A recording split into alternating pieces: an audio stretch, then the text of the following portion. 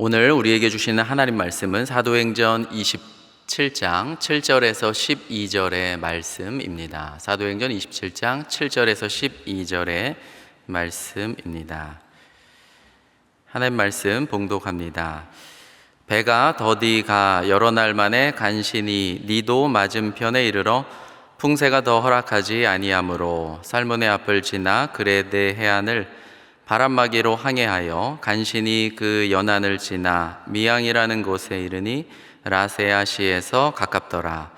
여러 날이 걸려 금식하는 절기가 이미 지났으므로 항해하기가 위태한지라.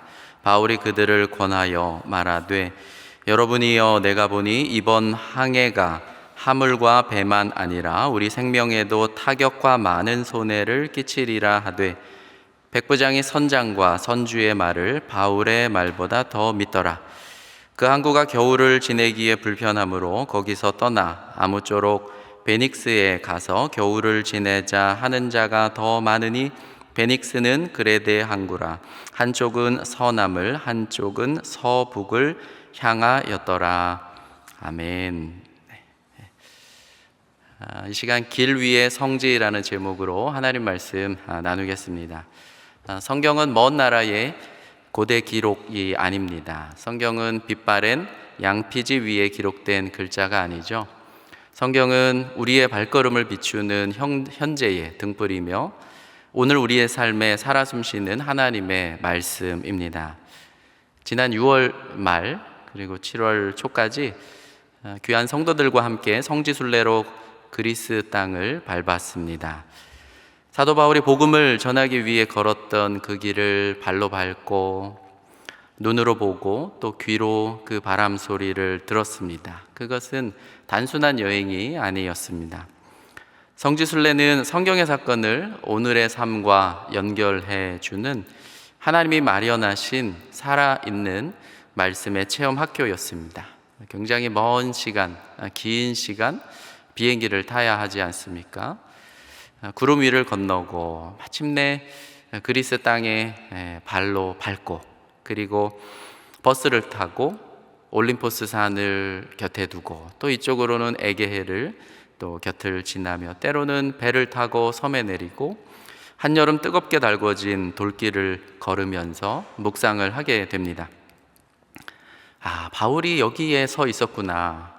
이곳에서 한 사람, 한 히브리인이 인류 역사상 최초로 헬라인들과 마주했고 그리고 여기서 복음을 증거했구나. 그 순간 성경은 더 이상 책 속의 활자가 아니었습니다. 그것은 살아있는 역사였고 또 하나님의 손길로 움직이는 영광의 이야기였습니다. 오늘 우리는 사도행전 27장 미항을 경유하는 사도 바울의 여정을 살펴보면서 성지순례가 우리에게 주는 네 가지 영적인 교훈을 함께 나누어 보려고 합니다. 먼저 오늘 본문 말씀을 좀 들여다보면 좋겠습니다. 오늘 우리가 펼친 사도행전 27장은 로마로 호송 중인 사도 바울의 모습을 볼 수 있고 폭풍에 막 휩쓸리는 배 그리고 276명의 영혼들의 극적인 구원, 어쩌면 그 한 사람 한 사람의 숨결까지 느껴질 만큼 누가는 세밀하게 기록하고 있습니다.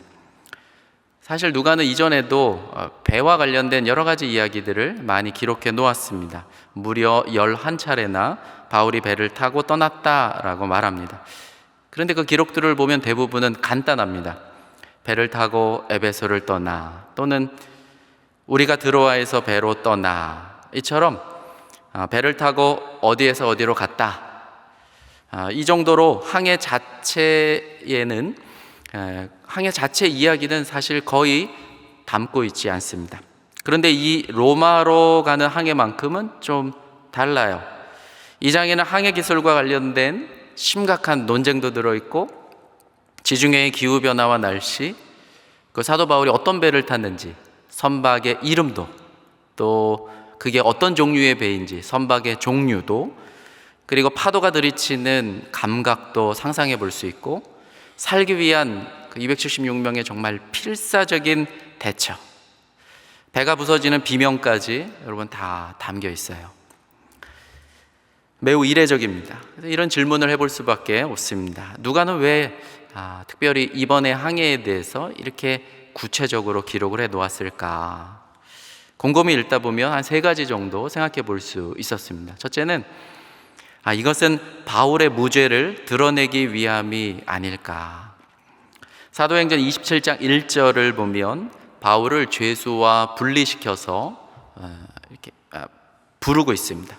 1절을 보면 바울과 다른 죄수 몇 사람 이렇게 되어 있어요. 학자들은 배에 같이 탄 죄수들은, 이 사람들은 10중 8구 이미 사형이 선고된 자고, 로마에 도착을 하면 원형 경기장으로 끌려가서 대중을 즐겁게 하기 위한 희생자로 공급되기 위해서 보내진 사람들이다, 그렇게 추측을 합니다. 호송의 책임을 맡은 백부장, 그리고 선장과 선주, 바울의 권고를 무시하고 항해를 강행하자 어떤 일이 벌어졌습니까? 그 길은 곧 파선으로 직진하는 길이었습니다. 그러나 반대로 절망의 끝에서 바울의 말을 듣고 순종하자 비록 배는 부서졌지만 모든 사람들은 구원을 받았습니다. 바울을 어떻게 대하는가에 따라 생사의 여부가 결정되는 것이죠. 그 갈림길에 있습니다.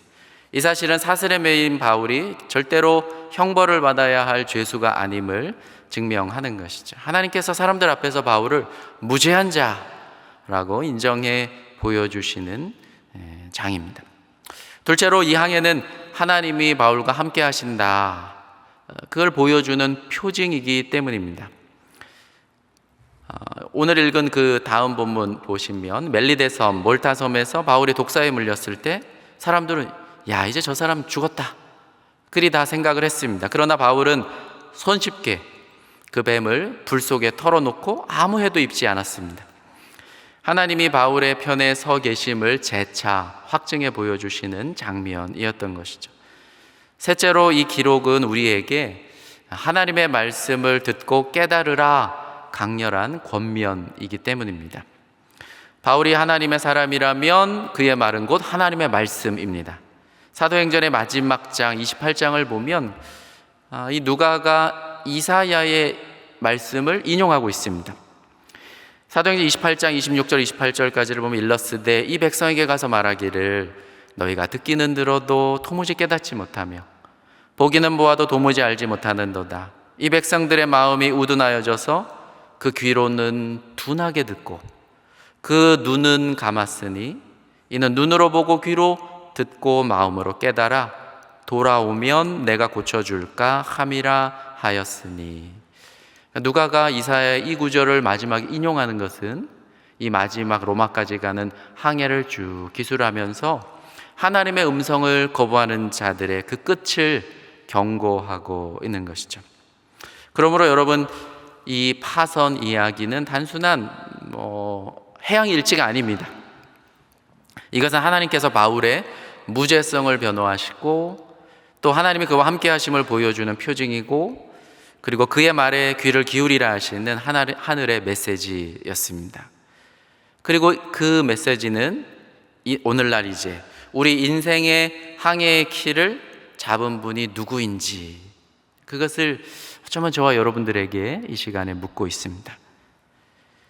우리 다음으로 상세한 이 경로와 또 여정들을 살펴보면 좋겠습니다. 왜냐하면 누가의 이 기록은 아름답고 그러나 굉장히 흥미진진하고 또 정밀하고 또한 긴장감이 넘칩니다. 바울이 재판 과정 속에서 로마 황제에게 호소를 한 적이 있습니다. 이 때문에 신임 총독 베스도는 그를 로마로 보낼 수밖에 없었어요. 어찌할 도리가 없었습니다. 황제에게 호소한 이상 가이사라 감옥에 대기 중이던 어느 날 마침내 이달리아로 떠날 날이 정해졌습니다. 사도행전 27장 1절 본문을 같이 한번 읽어볼까요? 우리가 배를 타고 이달리아에 가기로 작정되매 바울과 다른 죄수 몇 사람을 아고스도대의 백부장 율리오란 사람에게 맡기니. 떠날 날이 작정되어서 수동태죠. 하나님의 모든 키를 잡고 계심을 잘 보여줍니다. 그리고 담당 장교도 정해졌습니다. 그의 계급, 소속 부대 이름도 명시되고 있습니다. 이거 굉장히 중요한 정보들입니다. 계급은 어떤 계급입니까? 백부장이었습니다. 소속은 누구였습니까? 아구스도에 속한 부대의 장교였던 거예요. 아구스도가 누굽니까? 로마 황제 아우구스투스에게 속한 군대 장교였던, 그러니까 이 장교는 굉장히 명예로운 장군이었습니다. 병력은 대대, 아구스도 대라는 것이 대대급이라는 것입니다. 주석을 찾아보니까 600명 정도를 관리하는 장교였습니다. 이 백부장의 이름이 소개되죠. 율리오였습니다. 누가복음, 사도행전이 누가가 저술한 두 권의 책을 보면 백부장의 이름이 딱 두 사람이 소개가 돼요. 그 중에 하나가 사도행전 10장에 있는 고넬료고요, 마지막 한 사람이 바로 이 배를 항해하는 율리오라는 백부장이었습니다. 역사적 신뢰성을 확보하는 데 아주 중요하다고 보았던 것이죠. 그리고 사도행전 27장 2절 말씀을 보면 이제 이들이 타고 갈 배도 확정이 됩니다. 직접 로마로 가는 배는 없었어요. 우선 첫 번째 타고 가는 배는 그 배의 주소지가, 여러분 지도를 보시면 아드라무테노라는 곳이었습니다. 보이십니까? 아드라무테노. 헬라어로는 아드라미티온이라는 지역이었어요. 터키 소아시아 서쪽 해변 무시아에 속한 아주 작은 항구였습니다. 바울이 처음 타게 된 이 주소지의 배는, 이거는 완행 선박이었습니다. 그래서 아시아 그 터키 서쪽의 해안들을 다 들리는 완행 선박이었어요. 아드라미티온으로 귀환하는 그런 배였습니다. 로마로 직접 가는 배가 없었기 때문에 일단은 저 배에 탑승을 했습니다.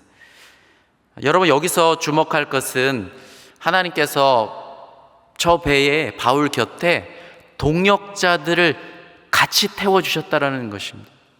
이게 어떻게 가능할까요? 제가 봤을 때는 이것은 총독이 허락하지 않았으면 불가능합니다. 바울 일행 중 같이 탄 사람 중에 신분을 알 수 있는 사람은 딱 두 사람이었습니다. 그 중 하나가 바로 지금 이 책을 저술한 누가입니다. 의사이고 또 바울의 오랜 친구이자 복음의 기록자였습니다. 그러니까 의료진이 같이 탄 거 아닙니까? 또 한 사람은 아리스다고라는 사람이었습니다. 이 사람을 보면 성경에 마케도냐 사람입니다. 데살로니가인이었습니다. 허연 사람이에요. 허연 사람, 백인. 복음의 열매, 이방인의 열매였습니다. 이 사람이 같이 타고 가는 것입니다. 아리스다고는 에베소에서 아데미 여신 숭배자들에게 잡혀 대극장에 끌려간 적도 있었고 감옥에 같이 갇힌 적도 있었고, 지금 이 배를 같이 타고 가고 바울과 정말 충성스럽게 동역한 그런 사람이었습니다. 여러분, 하나님의 사람은 결코 혼자가 아닙니다. 하나님께서 누군가를 사명자로 부르신다면 필요할 때면 하늘의 천군을, 그리고 땅의 동역자들을, 친구들을 곁에 두시는 것이죠. 사도행전 27장 3절을 보면 마침내 여러분 역사의 바람이 불어요. 다시 지도를 보시면 배가 가이사랴를 출발해서 하루 만에 110km 북쪽에 있는 시돈에 정박합니다. 시돈에서 화물을 내리고 다시 새롭게 화물을 선적합니다. 잠시 정박하는 사이에 여러분 놀랍게도 이 로마의 장교가 사도 바울에게 호의를 베풉니다. 바울로 하여금 저 시돈에서 너 만날 친구들 있으면 좀 친구를 만나라, 그리 허락을 하는 거예요. 이런 은혜가 여러분 어디 있겠습니까? 여러분, 이 호의는 단순한 인간적인 친절이 아닙니다. 어쩌면 그것은 보이지 않는 하나님의 손길이었습니다. 시돈에 있는 믿음의 성도들 아니겠습니까? 오늘날로 하면 시리아 성도들이었습니다. 사도 바울이 붙잡히기 전 약 2년 전에 3차 전도 여행을 마치고 바로 저 두로, 바로 옆이죠. 저 두로에 정박해서 7일 동안 잠깐 머무르면서 성도들을 만났죠. 그때 여러분 성도들이 뭐라고 바울에게 말합니까? 당신 예루살렘에 올라가지 마라. 환난과 박해가 기다리고 있으니 절대로 가지 마라. 근데 사도 바울은 그거를 만류하고 올라갔는데, 여러분 2년이 지난 어느 날 그들이 간곡히 만류한 그 모습 그대로 결박된 채 시돈에서 성도들을 다시 만나고 있는 여러분 이 장면을 상상을 여러분 해보십시오. 잠시 후 화물 화역과 선적이 끝나자 다시 출발을 해요. 목적지는 저 무라라는 곳이었습니다. 보이십니까? 이때는 맞바람을 이겨내고 가야 하는 것이었습니다. 어쩔 수 없이 저 구브로 섬을 이용해서 항해합니다. 아마 이때도 바울의 감회가 굉장히 새로웠을 거예요. 왜냐하면 구브로가 어느 곳입니까? 바울이 첫 번째로 선교했던 곳 아닙니까? 이제 죄수로 끌려가는데 첫 선교지 곁을 지나가는 거예요. 그래, 저기에 총독이 예수를 믿었지. 그리고 저 섬에서 엄청난 역사가 일어났지. 그는 과연 여러분 어떤 생각을 했을까요? 저도 많은 것들을 그냥 생각해 봅니다. 마침내 여러분 무라에 도착을 합니다. 그리고 거기에서 배를 갈아타요. 이제 로마로 가기 위해선 완행 어선을 타서는 안 돼요. 커다란 배를 타야 하는 것입니다. 큰 곡물선으로 갈아탑니다. 사도행전 27장 5절과 6절을 보면 두 번째 배는 아프리카 알렉산드리아 보이세요? 거기에서부터 이탈리아까지 가는 배였습니다. 바로 갈 수가 없는 거예요. 지중해를 대각선으로 걸쳐 갈 수가 없어요. 그래서 알렉산드리아에서 북쪽으로 직항해서 무라까지 옵니다. 알렉산드리아의 풍성한 곡식을 싣고 로마의 식량을 날라주는 커다란 곡물선이었습니다. 무라에 정박해서 다시 재정비를 하고 저기에서 크레타 섬을 지나서 시칠리아를 거쳐서 로마까지 이어가는 커다란 곡물선이었습니다. 따라서 저 거대한 상업선에 여러분 이제 사도 바울이 몸을 싣고 마침내 황제의 도시를 향해 나아갑니다. 그의 마음이 어떠했을까요? 하나님의 뜻은 인간의 계산을 늘 넘어섭니다. 출발 첫날부터 여러분 엄청난 바람이 방해를 했어요. 하루에 갈 수 있는 그 길을 많은 날이 걸립니다. 정상적인 항로로 갈 수 없자 크레타 섬 남쪽 해안선을 바람막이로 삼으려 하는 것이죠. 화면을 보면 살모네 해협을 지나서 크레타 중남부에 있는 라세아성 가까운 아름다운 항구라는 미항에, 헬라어로는 칼로이 리메네스라는 뜻인데요, 미항에 정박을 할 수밖에 없었습니다. 그것이 오늘 저와 여러분들이 읽은 사도행전 27장 7절과 8절 말씀이었습니다. 이 미항에 정박해서 잠시 기다렸습니다. 바람의 방향이 잠시 좀 바꾸어졌으면 좋겠다. 그런데 좀처럼 바람이 바뀌지 않아요. 많은 시간이 지나버립니다. 심지어는 금식하는 시간마저도 지나버렸습니다. 그것이 오늘 읽은 본문 9절 말씀이었습니다. 이제 저를 잠시 다시 보시면 당시 금식 절기라는 것은 대략 유대인의 대속죄일을 말합니다. 7번째 달 10째 날입니다. 그것은 우리 태양력으로 바꾸면 대략 추석 즈음입니다. 9월에서 10월. 지중해 우기철로 덮어지는 것이죠. 이스라엘에서는 첫 비가 내리는 때입니다. 이른 비가 내리는 때인 것이죠. 이제 조금만 더 지나면 11월부터 3월까지는 극히 위험천만한 항해 금지 기간입니다. 심한 겨울 폭풍과 짙은 구름과 안개로 해상이 완전히 봉쇄되는 것이죠. 주석을 찾아보니까 종종 아주 괘씸한 로마 황제는 어찌됐든 로마 시내에 곡식이 아주 풍성하게 공급되는 걸 원했기 때문에 이 위험한 기간에도 항해하는 선박주가 있다면 내가 풍성하게 보상하겠다. 심지어 난파되었다면 그 배까지도 내가 보상하겠다. 그래서 종종은 위험을 무릅쓰고 저 위험한 기간에 항해하는 선주들이 있었다고 합니다. 바울은 이미 3번의 파선을 경험한 자로서 항해 위험을 경고하죠. 그런데 백부장이 누구의 말을 듣습니까? 선장과 선주의 말을 듣습니다. 그것이 우리가 읽은 10절과 11절이었습니다. 그럼 미항은 너무너무 작은 항구였습니다. 커다란 곡물선이 겨울 내내 정박할 수 있는 그런 위치가 되지 못합니다. 그러나 또한 이 배에는 276명의 사람들이 타고 있었어요. 그 많은 승객들에게 겨우내 충분한 숙박을 제공할 수 있는 곳이 미항이 될 수 없었습니다. 그리고 우리는 지금 로마까지 가겠다는 것도 아니고 미항에서 그리 멀지 않은 크레타족이 좀 더 서쪽에 있는 베닉스까지 가고 거기에서 겨울을 지낸 다음에 로마에 갈 것이니 전문가들의 입장에서 볼 때 그다지 크게 무리 될 것 같지 않았습니다. 세상은 이래요. 세상은 늘 그들의 기술과 또 경험, 그 자신들의 이익이 중요하잖아요. 그걸 위해서 늘 선택하고 결정합니다. 출발했는데 이게 웬일입니까? 남풍이 붑니다. 자신들의 생각과 경험이 맞았다고 판단한 것이죠. 하지만 하늘이 곧 얼굴을 바꿔버렸습니다. 살인적인 유라굴로, 유로스라는 것은 동풍, 그리고 라틴어로 아쿠일로라는 것은 북풍, 북동풍이 크레타 섬의 높은 산맥을 넘어 이 배를 향해서 내리쳤습니다. 제가 이번에 크레타 섬을 갔더니 정말 험악한 지형이더라고요. 크레타 섬은 2000m 이상의 산맥들이 여러분 즐비합니다. 저희가 크레타 중부입니다. 서쪽에는 파크네스산, 화이트 마운틴 국립공원 지역이 있고요. 다 2000m 이상. 중부에 있는 저 산이 바로 이디라는 산인데, 바로 저 산이 여러분 제우스가 태어나서 자란 유럽 문명의 시초가 되는 곳이 바로 이곳 아닙니까? 이디라는 산입니다. 이 산도 2456m나 됩니다. 크레타의 동부, 거기에는 스파티라는 산이 있는데 2148m나. 크레타는 서중 동부가 다 2000m 이상, 40-50개의 봉우리의 고산지대입니다. 배가 그냥 밀려버렸습니다. 북동풍에. 우리가 인생을 살다 보면 사실 그래요. 이것이 세상입니다. 잠시 순풍처럼 보이지만 돌연 폭풍으로 바뀌는 곳, 그것이 인생의 바다이고 우리가 경험하는 세상입니다. 그래서 크레타 아래의 작은 섬 보면 가부도스, 가우다라고 되어 있는데, 이 가부도스가 잠시 바람막이를 해줍니다. 선장과 또 항해사들이 재빨리 자신들의 항해 기술과 지식을 총동원합니다.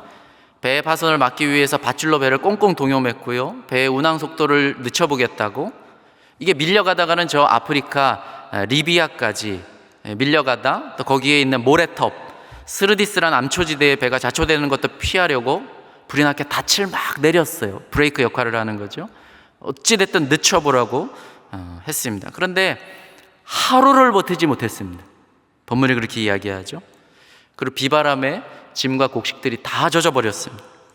부피가 크고 무게를 감당하지 못하자 짐을 다 갖다 버렸습니다. 심지어는 배를 운행해야 하는 장비까지 여러분 필수 장비만 남기고 죄다 바다에 버려버렸습니다. 그들의 지식과 기술이 모두 소진되면 남는 게 무엇일까요? 남는 것은 바람에 밀려가는 절망뿐입니다.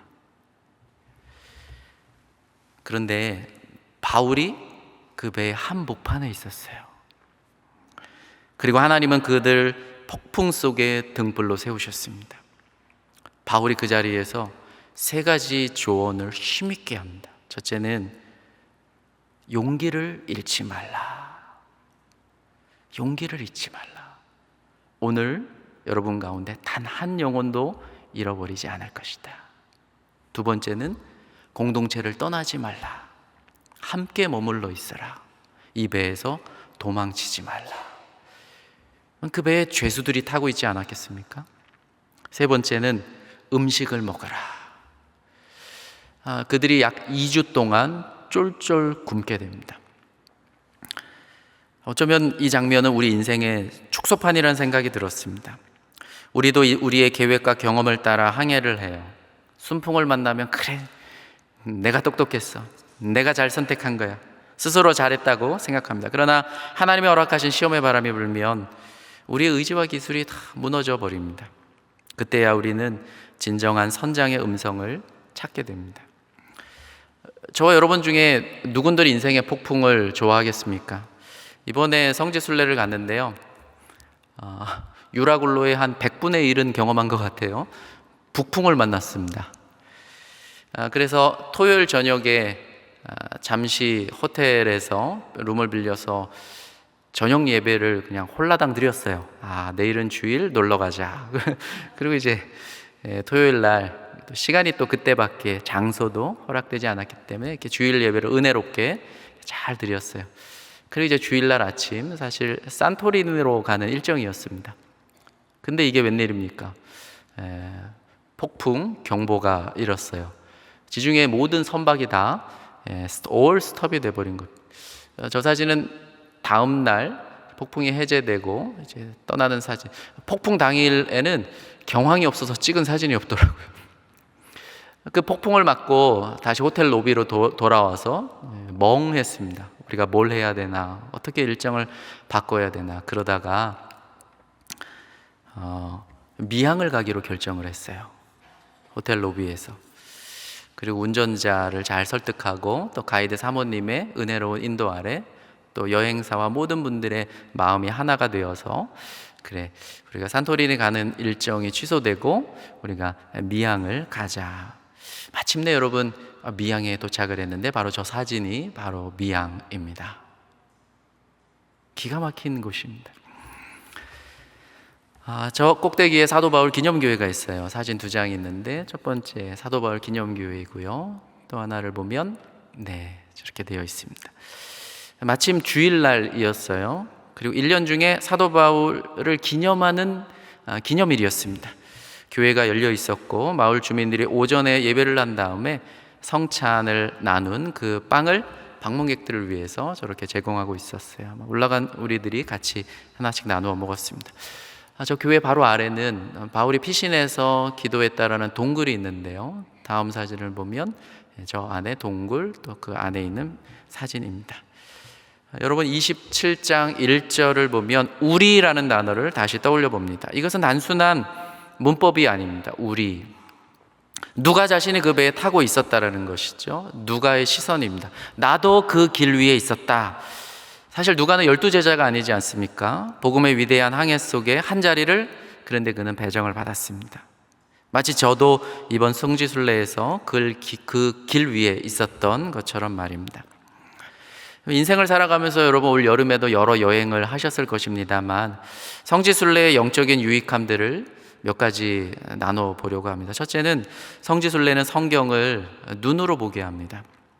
미양의 저 고요한 바다를 바라보고 또 거친 바람을 마주하면서 바울의 그 기념교회로 올라갈 때 저는 속삭였습니다. 주님, 이 파도 또 이 돌길 그리고 이 바람도 그때와 같은가요? 그리고 생각을 해봅니다. 그 물결이 여전히 흐르고 돌길이 여전히 굳건하고 또 그곳의 바람은 여전히 우리의 뺨을 스칩니다. 바울이 여기서 겨울을 나려 했구나. 그리고 저 바울 동굴에 들어갔을 때 바울이 이 동굴의 바람을 피해서 기도를 했구나. 성지에서 뜨거운 태양 또 거센 바람을 맞으면서 깨닫게 되는 것이죠. 그 깨닫는 말씀들은 2000년이 지난 지금도 또 오늘도 내일도 동일하게 살아 있습니다. 길 위에서 말씀의 사실성을 깊이 체험합니다. 성지순례는 그렇기 때문에 우리에게 눈으로 보고 기억하라 하시는 하나님의 초대가 아닐 수 없어요. 다음 달에 이제 담임 목사님과 함께 여러분 유럽으로 또 종교개혁지를 떠나지 않습니까? 두 번째 보면 성지순례는 하나님의 섭리를 경험하게 합니다. 원래 저 주일날의 일정이 산토리니에서의 일정이었어요. 그러나 세찬 북풍이 그 길을 막았어요.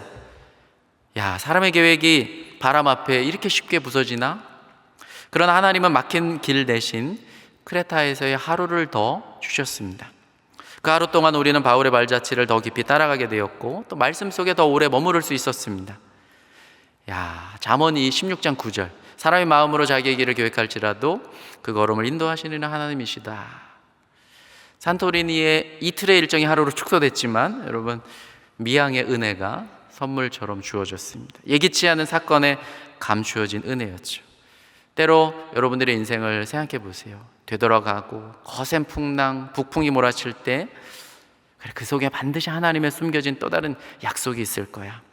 내가 선택한 길이 아니라 하나님이 선택해 주신 길, 하나님이 이끌어 주신 길, 우리의 발걸음도 하나님의 이끄시는 그 손길 안에 있음을 믿으셨으면 좋겠습니다. 셋째로 성지순례는 믿음의 선진을 가까이 만나게 합니다. 더 가까이. 크레타의 바울 기념교회 또 그가 머물렀던 동굴, 그 앞에서 숨이 멎을 듯 했죠. 우리가 머문 날이 하필 주일이었고 또 바울을 기념하는 기념일이었고 이것이 어찌 우연이겠습니까? 하나님의 친밀한 선물이라고 생각됩니다. 바울이 미양에서 그 폭풍 앞에 서서 믿음으로 증거했습니다. 그 믿음은 2000년을 지난 건너 오늘 우리의 심장에도 불을 붙이는 것이죠. 여러분 우리의 풍랑 속에서도 바울처럼 굳게 서지 않으시겠습니까? 성지에서 바울을 더 가까이 만나는 순간 그 믿음이 더 이상 책 속의 교훈이 아니고 우리 가슴 속의 불씨가 됩니다. 마지막 넷째로 성지순례는 교회 공동체를 건강하게 세웁니다. 하나 되게 합니다. 바울이 홀로 있지 않았듯 그 곁에 누가가 있었고 아리스다고가 있고 276명이 있었습니다. 폭풍 속에서 생존의 소망이 꺼져가던 그 순간에도 모두 한 배에 함께 있었습니다. 성지순례 역시 그런 것 같아요. 인천공항을 출발하면 올 때까지는 떠날 수가 없어요. 그죠? 저 사람의 성격이 어떻든, 저 사람이 잠을 어떻게 자든 어쩔 수가 없는 것입니다. 함께 걷고, 함께 찬송하고, 함께 말씀을 묵상하고, 함께 기도하고, 그 길은 곧 우리 교회의 길이 되는 것이죠. 한 가족, 한 몸, 한 주님 안에 있다라는 사실을 새롭게 깨닫게 돼요. 그리고 소망교회를 더 사랑하게 돼요. 교회를 하나로 묶고 또 믿음은 더욱 굳건해집니다. 말씀을 마칩니다. 어떤 이는 여러분 중에서도 성지를 나는 아직 가본 적이 없는데 그런 분도 있을 거예요. 또 가고는 싶었는데 시간이 없고 또 물질도 부족하고 또 건강이 녹록지 못하다 하실 분도 있을 것입니다. 예전에 읽었던 이 단편이 갔다 와서 생각이 나서 어제 한 번 더 읽었어요. 톨스토이의 단편 중에서 두 노인이라는 단편 그림, 성지순례를 다룬 글이거든요. 예핌과 예리세이 두 노인이 예루살렘 성지순례를 결정해요. 우리가 늙었고 죽음도 가까이 왔는데 마음만은 여전히 주님께 닿기를 우리가 갈망하지 않소? 우리 예루살렘에 가서 주님이 걸으신 그 길을 밟고 기도하고 우리의 마음을 새롭게 합시다. 우리 영혼이 씻겨지고 새로운 생명을 얻을 것이요. 그래서 이 두 사람이 출발해 가요. 길을 가다가 어떤 사건 때문에 서로 헤어집니다. 예리세이라는 사람은 그러다가 병든 가정, 아주 가난한 굶주린 아이들을 만나게 돼요. 성지순례 가야 되는데 이 사람들을 돌보느라 자기 여비를 다 써버려요. 당신은 약 2년 정도 걸릴 그런 여비를 준비해서 떠나야 되거든요. 기간은 약 1년 정도 소요됩니다. 그 집 가난한 사람들을 먹이고 입히고 나무를 패고 음식을 마련하고 아이들을 씻겨줍니다. 반면 예핌은 계속해서 가고 예루살렘에 도착해서 거룩한 돌 교회를 보고 그리고 기도해요. 가족과 친구를 위해서 감격해졌죠. 그리고 순례를 완수했다는 만족감에 1년 만에 돌아옵니다.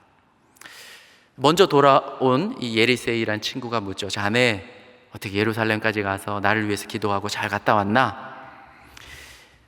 예핌이 사실 예루살렘에는 갔지만 거기에서 별의별 생각이 막 다 들어요. 사람이 너무 많으니까 자기의 지갑이 도둑맞지는 않을까 별의별 생각을 다 해요. 그리고 친구에게 이렇게 말합니다. 몸은 갔다 왔지 영혼이 갔다 왔는지 누가 알겠나? 정작 다른 사람이 갔다 왔는지 알 수 없는 일이야. 예루살렘에 가서 끝까지 갔다 온 예핌은 사실 예루살렘 성전에서 자기 친구 예리세이의 환상을 보게 됩니다. 분명히 저 친구는 오지 않았는데 왜 저 친구가 여기에 나타나지? 그리고는 깨닫습니다. 이 둘 다 깨달아요. 하나님의 뜻 안에서 서로에게 일어났던 일들을 침묵해요. 아무 말도 하지 않고 각자의 삶을 존중해 줍니다. 그리고 깨닫습니다. 이 세상에 한 사람 한 사람이 죽는 날까지 자기의 의무를 사랑과 선행으로 다하지 않으면 안 되고 그것이 각자에게 부여된 하나님의 분부라는 것을 깊이 깨닫게 되죠. 여러분, 말씀을 마칩니다. 성지이건 또는 이곳이건 우리가 주님과 함께 걸으면 우리의 길 위에 하늘의 영광이 깔립니다. 미양에서건 예루살렘에서건 또는 오늘 예배 마치고 가는 서울의 저녁 밤길에서건 주님과 함께하는 그 길이 언제나 길 위에 성지가 될 겁니다. 오늘도 여러분 인생길 위에 살아계신 하나님을 만나는 귀한 축복이 있기를 간절히 축원합니다. 기도하겠습니다. 하나님, 우리의 발걸음을 인도해 주시옵소서. 미양의 바다처럼 바울의 길처럼 오늘 이 시대 속을 살아가는 우리의 인생길도 믿음으로 걷게 하옵소서. 폭풍이 몰아쳐도 반드시 하나님의 약속하신 목적지로 우리를 인도하실 줄로 믿습니다. 내 계획보다 크신 주님의 섭리를 신뢰하며 우리 모든 인생길을 주께 맡겨드립니다. 우리의 삶이 또 우리의 길이 주님을 만나는 성지가 되게 하옵소서. 예수 그리스도의 이름으로 기도드립니다. 아멘.